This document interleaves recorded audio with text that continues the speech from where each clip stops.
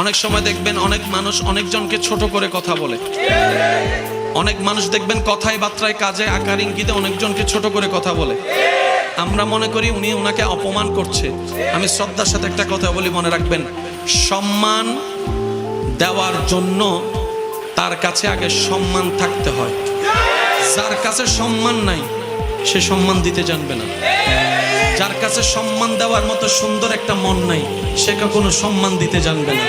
তো কাউকে যদি দেখেন আপনাকে অপমান করছে, আপনি বুঝে নিবেন তার কাছে দেওয়ার মতো সম্মান, বুঝার মতো সুন্দর মন, মাফ করার মতো বড় অন্তর, ব্যর্থতা তার, ব্যর্থতা আপনার নয়। তো কারো কাছ থেকে অপমানিত হলে মন ছোট করবেন না। আপনি অপমানিত হয়েছে, এই জায়গায় একটা টেকনিক অ্যাপ্লাই করবেন, সেটা হচ্ছে আপনি ধৈর্য ধরে ওনাকে মাফ করে দিবেন, আল্লাহর দিকে তাকাই ওনাকে মাফ করে দিবেন, দাবি মুক্ত করে দিবেন।